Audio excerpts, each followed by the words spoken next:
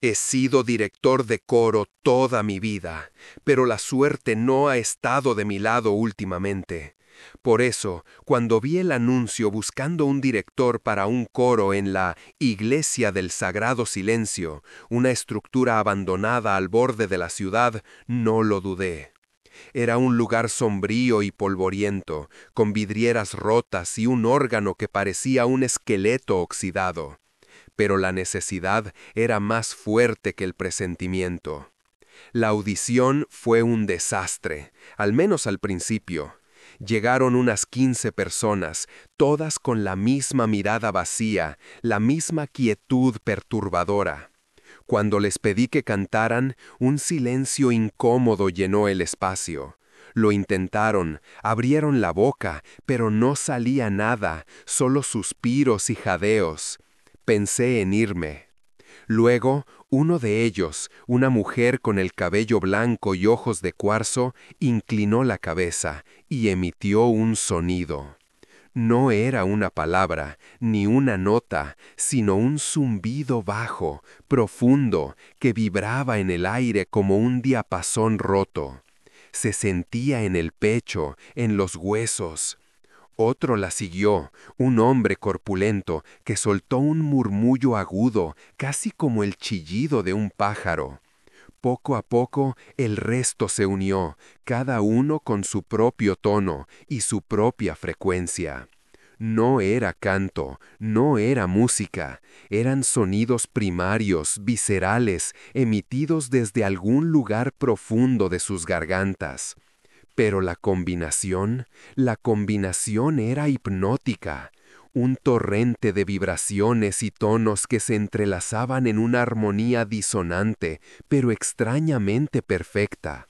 Cerré los ojos, sintiendo cómo los sonidos se metían en mi mente, borrando todo lo demás. La desesperación, la preocupación, el hambre, todo se desvaneció, dejando solo una fascinación extraña. Sabía que debía estar asustado, pero la música no me lo permitía. Era una trampa, una red de seda sónica.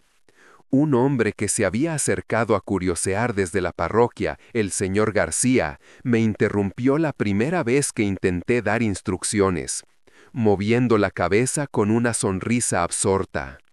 ¡Qué hermosos sonidos! Me voy a casa, mi mente está tan tranquila. Fue la última vez que alguien lo vio. Esa noche, la noticia de su desaparición recorrió el pueblo como un escalofrío.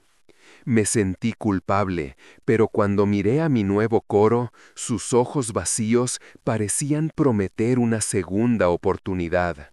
Una oportunidad para alcanzar la perfección a través de la música o algo parecido. El señor García había desaparecido, pero ¿qué era una persona frente a esta sinfonía inaudita? Los ensayos se convirtieron en mi única obsesión. No podía dejar de ir, no podía dejar de escuchar. El coro crecía, con cada persona que venía a escuchar los sonidos hipnóticos, perdiéndose en el zumbido de sus gargantas, en el silbido de sus bocas y en el tintineo que parecía salir de sus cráneos. Nos sentábamos en la nave central de la iglesia, yo en mi atril de director, ellos formando un círculo a mi alrededor. A menudo, otros curiosos se quedaban, absortos, sus cuerpos inmóviles, sus mentes perdidas en la neblina sónica que se creaba. La música se había vuelto una sustancia palpable, un manto que nos cubría a todos, y yo era el único que, de alguna manera, aún se aferraba a la conciencia. Sentía cómo el control se me iba de las manos, no solo sobre el coro, sino sobre mí mismo. Les daba la señal de comenzar y sus cuerpos se encendían, moviendo los labios, las mandíbulas, emitiendo sonidos que parecían sincronizarse con mis latidos. Los sonidos se volvieron más complejos, pasaron del simple zumbido a un patrón rítmico, una melodía sin palabras que era a la vez hermosa y aterradora. Había una urgencia en ella, un propósito que yo no podía entender. Era una melodía que me prometía respuestas si me dejaba llevar, si soltaba por completo la realidad. Me sentía agotado, mental y físicamente, pero un tirón irresistible me llevaba de vuelta cada noche. No importaba si no había comido o dormido, la iglesia me esperaba, ellos me esperaban. Y las desapariciones continuaron. Después de un ensayo particularmente largo, una anciana que nos visitaba todos los días se despidió. A la mañana siguiente no apareció en su casa. El pánico empezó a crecer en el pueblo, pero nadie parecía pensar en la vieja iglesia abandonada. Yo mismo no quería pensar en ello. Intenté cuestionar a los miembros de mi coro, preguntándoles si habían visto algo, pero ellos simplemente me miraban con sus ojos sin vida y emitían sus sonidos. Eran preguntas inútiles, mis palabras no tenían sentido para ellos. El miedo me golpeó con fuerza, una ola de pánico puro. Sabía en lo más profundo de mi ser que sus sonidos estaban conectados con las desapariciones, pero ¿cómo? Era una forma de manipulación, de lavado de cerebro, pero ¿a dónde los estaban llevando? ¿A dónde me estaban llevando a mí? Una noche el velo se rasgó. Tal vez fue la fatiga o el miedo que finalmente superó el control de la música. Un sonido en particular, un tono agudo y punzante, se rompió por un segundo. La disonancia fue suficiente para devolverme a la realidad. No era música, era un canto ritual. Mis ojos se abrieron y vi a mi alrededor, no a un grupo de personas, sino a una hueste. Las miradas vacías, los cuerpos tensos, los labios que se movían incesantemente. No eran afásicos, eran un culto. Se comunicaban en una lengua antigua, el sonido, y yo, su director, había estado ayudando a sus rituales. Me levanté de mi silla y seguí sus movimientos. Me dirigieron hacia el altar, pero no era un altar para la oración. Había una puerta oculta, una losa de piedra que se deslizaba a un lado. El aire del túnel subterráneo olía a moho, a tierra húmeda y, lo peor, a sangre. Las antorchas parpadeantes revelaron una cámara cavernosa iluminada por una luz roja.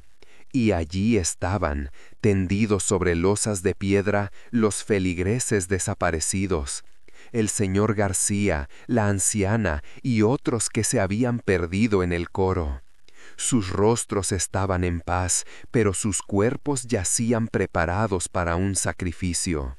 Sus ojos seguían abiertos, mirando fijamente a un punto en el techo. Sus almas ya no estaban. El coro se dispersó por la cámara, sus sonidos se intensificaron, llenando el espacio con un zumbido ensordecedor que hacía temblar las paredes. Era el coro final, el canto que preparaba a las ofrendas. El sonido se unía a la energía de la cámara. Me habían utilizado, había sido el cebo, el que había atraído a las almas perdidas con promesas de una música gloriosa. De repente, los sonidos se detuvieron. Un silencio pesado cayó sobre la cámara. Todos se volvieron hacia mí, sus miradas vacías ahora brillando con una luz terrible. Me habían guiado. La puerta de piedra se cerró con un golpe sordo, sellando mi destino. No era el director del coro, era el sacrificio más importante de todos, el siguiente en el altar. Las almas de los afásicos no podían hablar porque estaban ocupadas cantando. Y ahora yo me uniría a su coro. Si te ha gustado la historia, déjame saber en los comentarios, regálame un like y comparte con tus amigos para seguir creando y narrando historias espeluznantes.